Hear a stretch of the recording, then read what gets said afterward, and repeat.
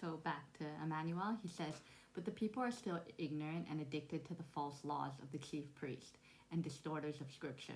Consequently, they do not recognize the new teachings as truth.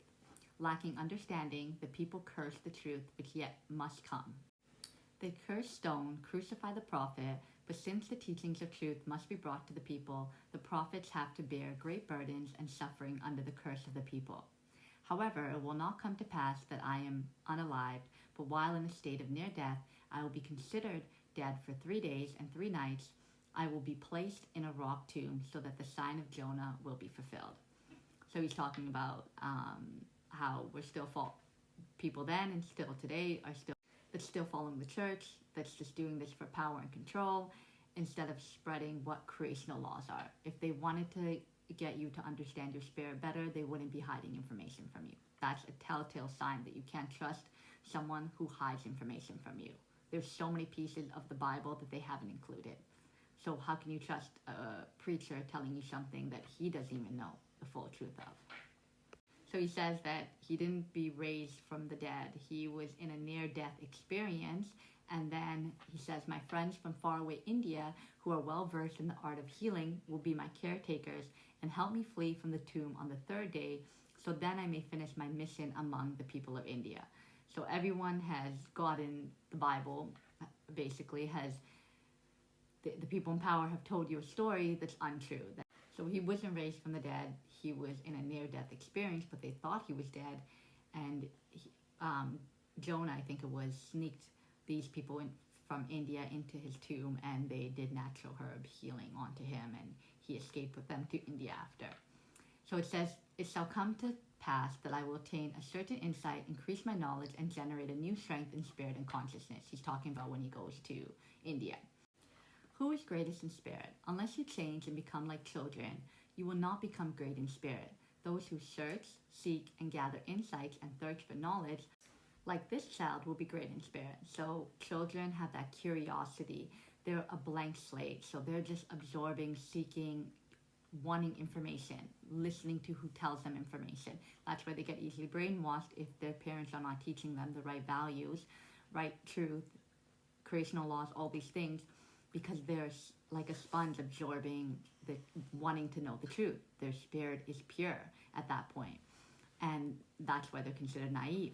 So it's like we all have to keep our childlike nature when it comes to seeking knowledge, but also our playfulness. Like when we get older, we forget how to play. We become too serious. We become too stressed and burdened with life's problems that we don't play. We don't laugh. We don't giggle. We don't be silly. And then what does that happen? We don't be silly in our adult life.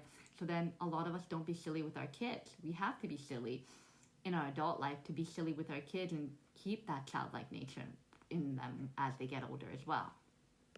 Those who search, seek, and find like such a child will always reach their fullest potential within themselves.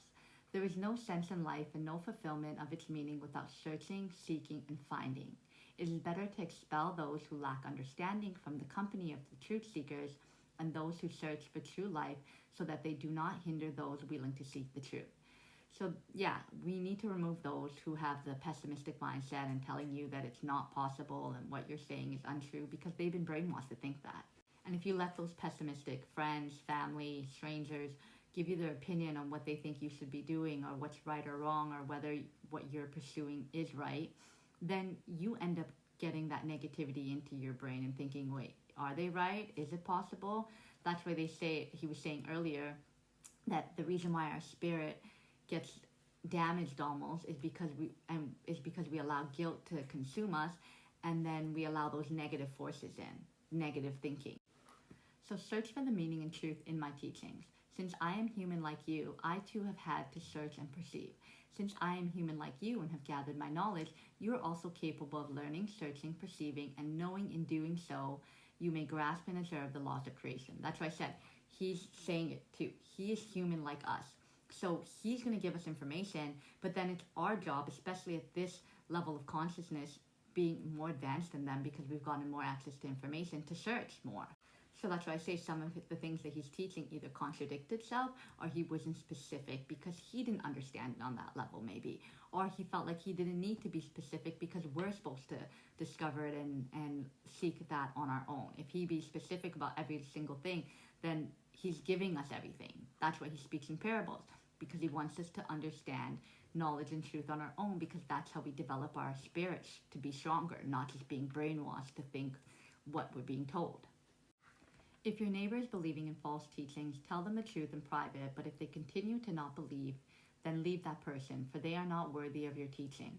Once you have done everything possible, it is better to let an unreasonable person walk on the path of misery than to bring confusion to one's own consciousness.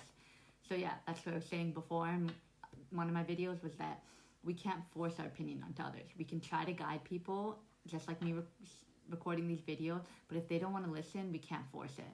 And like he's saying, leave that person as well, because they're going to try to manipulate you or get you to believe in what they believe in. And even if your spirit is not strong, or if your spirit is still on the path of gaining strength, then you can easily let that negativity into your brain, because a lot of the times our thoughts are not our thoughts. So if someone tells us something, we'll think about it, and it's our responsibility to purge it out of our mind and overcome that thought and say, no, that's not right. This is the truth. So that's why it's saying leave that person.